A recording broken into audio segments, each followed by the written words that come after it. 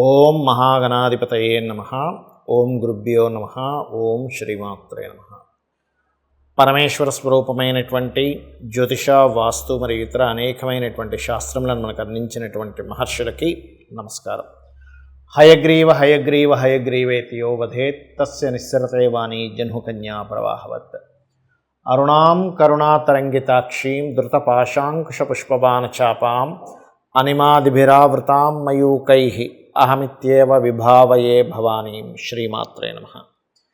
ప్రేక్షకులకి ఆ లలితాంబిక అమ్మవారి యొక్క అనుగ్రహం పరిపూర్ణంగా కలగాలని మనస్ఫూర్తి కోరుకుంటూ మనం ఈరోజు 30వ తేదీ నుంచి 6వ తేదీ వరకు ఉండేటువంటి ఈ యొక్క వార ఫలితాలు, ఈ వార ఫలితాల్లో గ్రహాల యొక్క స్థితి ఏ విధంగా ఉంది అని చెప్పి చూసుకున్నట్లయితే, మేషంలో కుజుడు చంద్రుడు ఉండి, ఈ యొక్క చంద్రుడు మేషం నుంచి మిథునం వరకు సంచరిస్తాడు ఈ వారం మొత్తము కూడా. వృషభ రాశిలో గురువు, మిథున రాశిలో రవి శుక్రులు, కర్కాటకంలో బుధుని యొక్క సంచారము, మరియు అదేవిధంగా కన్యారాశిలో కేతువు, మీనంలో రాహువు, కుంభరాశిలో వక్రించిన శని ఉన్నాడు.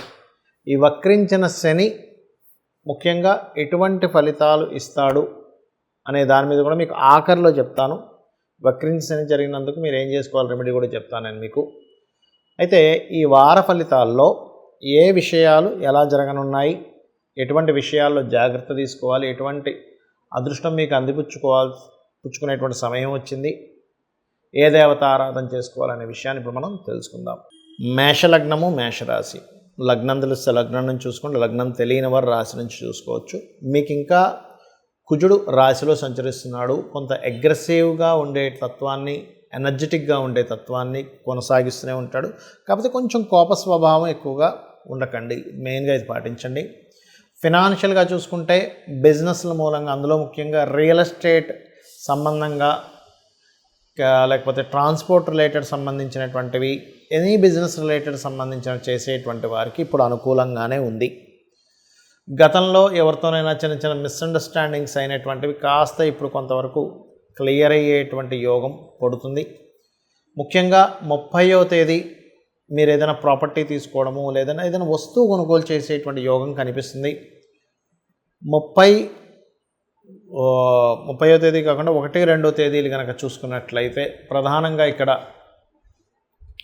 మీ యొక్క జాతక చక్ర రీత్యా చూసుకుంటే, అంటే మీ యొక్క గోచార రీత్యా చూసుకుంటే, ఈ సమయాలు కొంత యాన్సెస్టర్స్ ప్రాపర్టీస్, అంటే పూర్వీకుల ఆస్తులకు సంబంధించిన విషయంలో 1, 2 ఆల్మోస్ట్ 3వ తేదీ వరకు కూడా కొంత అనుకూలత, మీరు రీసెర్చ్ చేసేటువంటి విషయాలు అనుకూలత ఏర్పడుతుంది.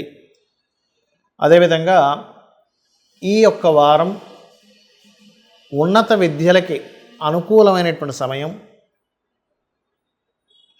రుణాలు లభించడానికి కూడా, అంటే చూడండి, ఒక్కోసారి మనం లోన్ కోసం ట్రై చేస్తూ ఉంటాం, లోన్ లభించడానికి చాలా అనుకూలంగా ఉంది. మరి వివాహ సంబంధించిన విషయాలు ఎలా ఉంటాయి ఏమిటి అని చెప్పి చూసుకున్నట్లయితే, కాస్త ఆలస్యం అవుతుంటాయి వివాహ సంబంధించిన విషయాలు. మరియు మరొక విషయం ఏంటంటే, మీరు కనుక శని భగవానుడి దగ్గర దీపారాధన కనుక చేసుకున్నట్లయితే వివాహ సంబంధించిన విషయాలు, వివాహ సంబంధం మాట్లాడుకునేవి కాస్త మూమెంట్ అనేటువంటిది వస్తుంది, ఎందుకంటే శని వక్రించాడు కాబట్టి. అలాగే పార్ట్నర్స్ ద్వారా ధనయోగము, జాబ్ ఒకటే, వ్యాపారం ఒకటే కాకుండా జాబ్ కూడా చేయాలి, ఇంకొక పని కూడా చేయాలనేటువంటి ఆలోచన మీకు కలిగి ఆ యొక్క ఇంకో వృత్తిలోకి కూడా మీరు వెళ్తారు. విదేశాలకి వెళ్ళాలని చేసే మీ యొక్క ప్రయత్నం ఫలిస్తుంది. ఇక మీరు చేయవలసినటువంటి దేవత ఆరాధన ఏమిటి? సూర్య నమస్కారాలు చేయండి. సూర్య భగవానుడిని చూస్తూ ఓం భానుమండల మధ్యస్థ భైరవి భగమాలినే నమః అని చేసుకోండి, అన్ని విధాలు బాగుంటుంది. మనకి శని వక్రగతి జరిగింది. ఈ వక్రగతికి అన్ని రాసుల వారు ఏమేం చేసుకోవాలి? ముఖ్యంగా ఈ శని వక్రగతి వల్ల ప్రధానంగా కొన్ని రాసులకి కొంత ప్రభావం, ఏదైతే ఇన్ని రోజులు లేట్ అవుతున్నటువంటి ప్రభావం ఏదైతే ఉందో తగ్గుతుంది, కొన్ని రాసులకి పెరుగుతుంది. అదేంటో కూడా చెప్తానండి మీకు. ముఖ్యంగా చూడండి, మొన్న రీసెంట్గా, అంటే ఒక 1 ఇయర్ చేంజ్ నుంచి 1.5 ఇయర్ నుంచి ఏలినాటి శని ఏదైతే మీన రాశికి ప్రారంభమైంది అనుకుంటున్నారో, ఆ మీనరాశికి ఇక్కడ నుంచి ఒక 4.5 నెలల పాటు ఆ యొక్క ఏలినాటి శని ప్రభావం తగ్గుతుంది. అలాగే కర్కాటక రాశికి అష్టమ శని ఉన్నటువంటి ప్రభావం తగ్గనుంది. అదేవిధంగా అంటే ఆకస్మికంగా జరిగేటువంటి సంఘటనల నుంచి బయటపడతారు. అదేవిధంగా వృశ్చిక రాశి వారికి అర్ధాష్టమ శని నడుస్తున్నటువంటిది, అది కూడా కొంతవరకు ప్రభావం అనేటువంటిది తగ్గుతుంది వృశ్చికం వారికి, గుర్తుపెట్టుకోండి. అంటే ఈ మూడు కూడా పర్టికులర్గా ఈ 3 రాశుల వారికి అర్ధాష్టమ, అష్టమ ఈ శనులు నడుస్తున్నాయి. మరి మిగతా వారికి ఏలినాటి శని నడవట్లేదంటే ఇంకొక 2 రాశులు ఉన్నాయి. అదేమిటి అంటే కుంభం వారికి జన్మలో ఉండేటువంటి శని వెనక్కి వెళ్తున్నందుకు స్ట్రెస్ అనేది తగ్గుతుంది. అండ్ మకరం వారికి ఇంకా అయిపోతుంది, ఇంకొక 9-10 నెలల్లో అయిపోతుంది అనుకునేది కాస్త మళ్ళీ వెనక్కి వచ్చింది కొంచెం, అంటే జన్మల్లో కనెక్టివిటీ అవుతుంది. కాబట్టి దీనివల్ల కొంత స్ట్రెస్ అనేటువంటిది ఉంటుంది. అయితే మీరు అందరూ కూడా అసలు ఏం చేయాలి అంటే ఇది ఇక్కడ ప్రధానంగా శని యొక్క ప్రభావం, ఇదేదో శని భగవానుడు మన మీద కక్ష కట్టి లేకపోతే మన మీద కోపంతోనూ జరిగేటువంటి ఫలితం కాదు. ఇది ఫస్ట్ మైండ్లో పెట్టుకోవాలి. ఎప్పుడు కూడా ఏదైనా ఒక గ్రహ ప్రభావం వచ్చినప్పుడు మనం దాన్ని అర్థం చేసుకోవడంలో ఉంటుంది. ముందుగా దీన్ని అర్థం చేసుకొని మీరు నిత్యము కూడా వాకింగ్ చేయడం, ఎందుకంటే శని యొక్క కారకత్వాల్లో కాళ్ళు శని కారకత్వంగా చెప్తారు. అందుకే చూడండి, ఎవరి జన్మజాత చక్రంలో అయినా శని భగవానుడు పాడయ్యాడు అనుకోండి, కాళ్ళ నొప్పులు రావడం, నరాలు లాగడం లాంటివి జరుగుతూ ఉంటాయి. అదే శని యొక్క ప్రభావం ఈ వక్రించినప్పుడు కానీ, ఏలినాటి శని, అర్ధాష్టమ శని, అష్టమ శనిలో, మహాదశల్లో వచ్చినప్పుడు పర్టికులర్గా మీరు చేయాల్సింది వాకింగ్ చేయాలి. అలాగే వాకింగ్తో పాటు మధ్యాహ్నం పూట పొరపాటును కూడా నిద్రపోకండి. ఇంకా ముసలి వాళ్ళు, చిన్నపిల్లలు, స్త్రీలు, వీళ్ళకి సంబంధం లేదు. అనారోగ్యంతో ఉండేటువంటి వారు నిద్రపోవచ్చు, ఏం కాదు. మధ్యాహ్నం పూట కాస్త రెస్ట్ తీసుకోవచ్చు. స్త్రీలు ఉంటారు, పొద్దున్నే 5 గంటలకు 4 గంటలకు లేవాల్సి వస్తుంది ఒకసారి, వాళ్ళకి ఇంటి బాధ్యత కోసం. అప్పుడు మధ్యాహ్నం పూట అరగంట ఎంతసేపు పడుకుంటారు, వాళ్ళ గురించి కాదు. యువకులు పొరపాటును కూడా మధ్యాహ్నం పూట నిద్రపోకూడదు. ఆయుర్వేదం పరంగా కూడా అనారోగ్యము, శని ప్రభావం నడిచేటప్పుడు మరింత ఎక్కువ ప్రభావం చూపిస్తాడు శని. మూడవది ఏంటంటే, మీకు తెలిసిన చుట్టుపక్కల ఎవరైనా మీకు అంటే పని వాళ్ళు కావచ్చు, లేకపోతే మీ ఇంట్లో ఉండేటువంటి ఏజ్డ్ పర్సన్స్ కావచ్చు, మీ కింద వర్క్ చేసే వాళ్ళు ఎవరైనా కావచ్చు, వారికి మీరు మీకు తోచిన సహాయం వారికి చేయండి. నిత్యము ఆంజనేయ స్వామి ఆలయానికి కానీ, సుబ్రహ్మణ్యేశ్వర స్వామి ఆలయానికి కానీ రెగ్యులర్గా వెళ్తూ ఉండండి. అలాగే నరసింహస్వామి ఆలయానికి కూడా వెళ్ళొచ్చు. గణపతి ఆలయము లేదా రావి చెట్టు చుట్టూ, అంటే ఈ వీటిలో ఏ ఆలయం మీకు దగ్గరగా ఉన్నా సరే వెళ్ళవచ్చు. దీని ప్రభావం వల్ల ఏమిటంటే మీకు శని యొక్క ప్రభావం చాలా మట్టుకు తగ్గుతుంది. ఏమంటే ఈ వక్రగతి వల్ల ఏదో జరుగుతుందని భయపడాల్సిన పని లేదు.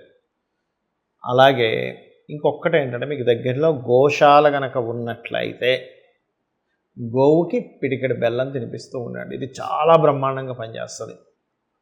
వీటితో పాటు ఎప్పుడు కూడా మీ జన్మజాతకం ఈజ్ మోస్ట్ ఇంపార్టెంట్. మీ పర్సనల్ చార్ట్, అసలు శని మకర రాశుల్లో, అంటే కుంభరాశిలో ఉండి శని వక్రించినప్పుడు మీ పర్సనల్ చార్ట్లో అది ఏ ఎఫెక్ట్ని ఇస్తుంది, మీ పర్సనల్ చార్ట్లో నడుస్తున్నటువంటి మహాదశ అంతర్దశ ఏమిటి, మహాదశ అంతర్దశలు ఏవైతే ఉన్నాయో అవి పర్టికులర్గా వేటిని యాక్టివ్ చేస్తున్నాయి.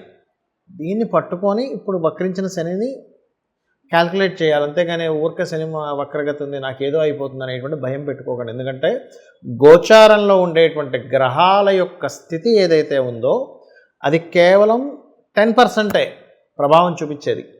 ఒక్కోసారి అయితే 5%.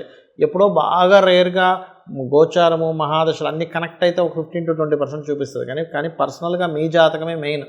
అంటే మీరు జన్మించినప్పుడు ఉన్నటువంటి సమయాన్ని, నెలని, మాసాన్ని, అదే మన తేదీని, సంవత్సరాన్ని అన్నింటినీ తీసుకొని లగ్నం నుంచి ఏ గ్రహాలు ఎక్కడున్నాయి, మీరు పూర్వజన్మలో చేసినటువంటి పుణ్యం ఆధారంగా ఆ యొక్క పరమేశ్వరుడు ఆయా గ్రహాలు అక్కడ ఉండేలాగా మిమ్మల్ని ఎలా పుట్టించాడు, గొప్ప పుణ్యం చేస్తే ఇప్పుడు వచ్చేటువంటి గుడ్ రిజల్ట్స్ ఏమిటి, మనకు తెలుసో తెలియకో అజ్ఞానంలో చేసినటువంటి కొన్ని పాపాల వల్ల కలిగేటువంటి గ్రహాల స్థితి వల్ల మనం ఎలా తగ్గించుకోవాలనేటువంటిది తెలుసుకుంటూ మీరు ఎటువంటి కర్మలు చేసినా ఒకటే గుర్తుపెట్టుకోండి, మీకు తెలుసో తెలియకో అజ్ఞానంలో కొన్ని కర్మలు చేసేస్తారు. దీనికి శాస్త్రాల్లో చెప్పినటువంటిది ఒకటి మార్గం ఏమిటి అంటే, నువ్వు బాధపడుతూ కూర్చోవాల్సిన పని ఏమీ లేదు. చక్కగా ఈ విశ్వంలో, ఈ సృష్టిలో ఉన్న ప్రతిదీ కూడా అమ్మవారిగా భావిస్తూ, ఈ పరమేశ్వరుడిగా భావిస్తూ మీరు కనుక మీ పని చేసుకుంటూ వెళ్తున్నారంటే 100% సక్సెస్ అయితే తీరుతారు. అందులో ఎటువంటి సందేహం లేదు, గుర్తుపెట్టుకోండి. 100% అందులో 1% కూడా తగ్గాల్సిన అవసరం లేదు. బట్ మీ పని మీరు చేసుకుంటూ వెళ్ళాలి. ఎందుకంటే పనే, మనం చేసే వర్కే కర్మ. ఈ కర్మకి రిజల్ట్ ధర్మం గనక తోడైతే ఆ కర్మకి ఖచ్చితంగా మీకు ఆ ఫలితం అనేటువంటిది వచ్చి తీరుతుంది, గుర్తుపెట్టుకోండి.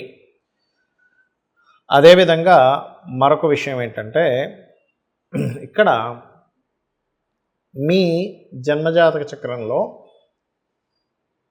ఈ మహాదశ అంతర్దశలతో పాటు వాస్తుపరంగా కూడా ఎటువంటి దోషాలు లేకుండా చూసుకోండి. అంటే ఉత్తరంలో బాత్రూమ్స్ లేకుండా చూసుకోండి, ఉత్తరంలో వైట్ కలర్ ఉండేలా చూసుకోండి, ఆగ్నేయంలో వాటర్ లేకుండా చూసుకోండి. ఇట్లా కొన్ని ఉంటాయి వాస్తులో. నేను చాలా వీడియోలు చెప్పాను, దాదాపుగా ఓన్లీ వాస్తు మీద ఒక 500 వీడియోలు ఉన్నాయి.